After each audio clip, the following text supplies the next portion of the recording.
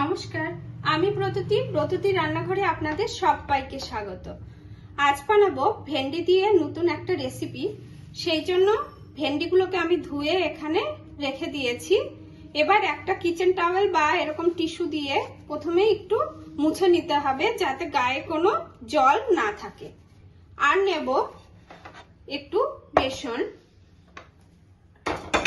আর লাগবে একটু লঙ্কার গুঁড়ো, হলুদ গুঁড়ো, একটু চাট মশলা, লবণ, আর এখানে ধনে আর জিরে গুঁড়ো আমি নিয়ে নিয়েছি। এই রান্নাটা করার জন্য প্রথমেই আমি ভেন্ডিগুলোকে একটু কেটে নেব।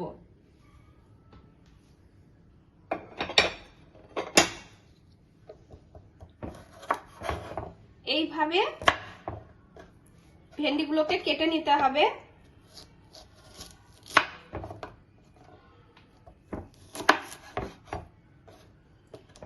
ঠিক মাঝখান থেকে দুটো করে তারপরে এইভাবে কেটে নিতে হবে। আর এখানে মাঝখান থেকে এই বীজগুলো আমি ফেলে দেব। এইভাবে আমি সমস্ত ভেন্ডিগুলো আগে কেটে নেব।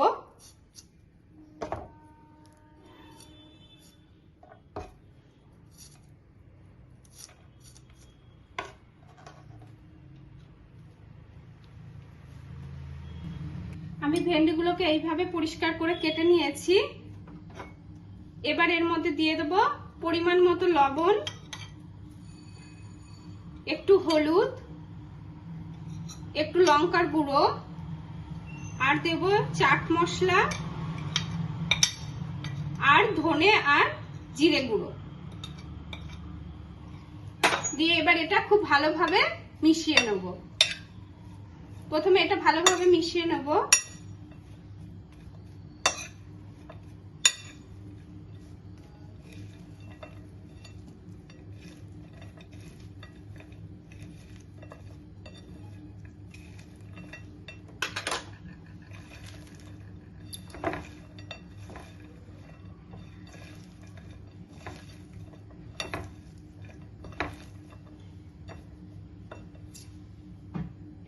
এটা মেশানো হয়ে গেছে।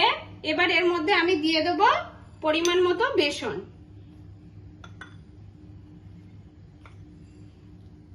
বেসনটা দিয়েও আমি এটা ভালোভাবে মাখিয়ে নেব।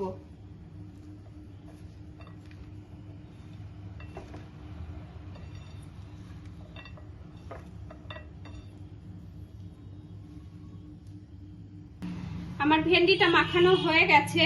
আমি এবার 10 মিনিটের জন্য এটা রেখে দেব। তবে এই ভেন্ডি মাখানোর জন্য কিন্তু কোনো রকম জল ইউজ করা যাবে না। ভেন্ডির থেকে যে রস বার হয় সেটা দিয়েই কিন্তু এটা মাখতে হবে। আর এরকম সুন্দরভাবে এটা মেখে নিতে হবে।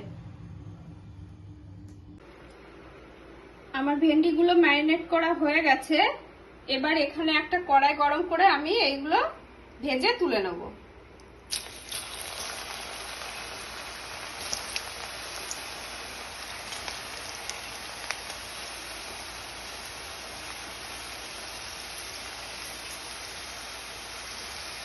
আমার ভেন্ডিগুলো ভাজা হয়ে গেছে। এবার আমি এটা তুলে নেব। আমার ভেন্ডিগুলো সব ভাজা হয়ে গেছে। আমি প্লেটে এটাকে নামিয়ে নিয়েছি। আওয়াজ শুনে বুঝতেই পারছো বন্ধুরা যে এটা কতটা মুচমুচে হয়েছে। আর এটা খেতে কিন্তু অসাধারণ হয়।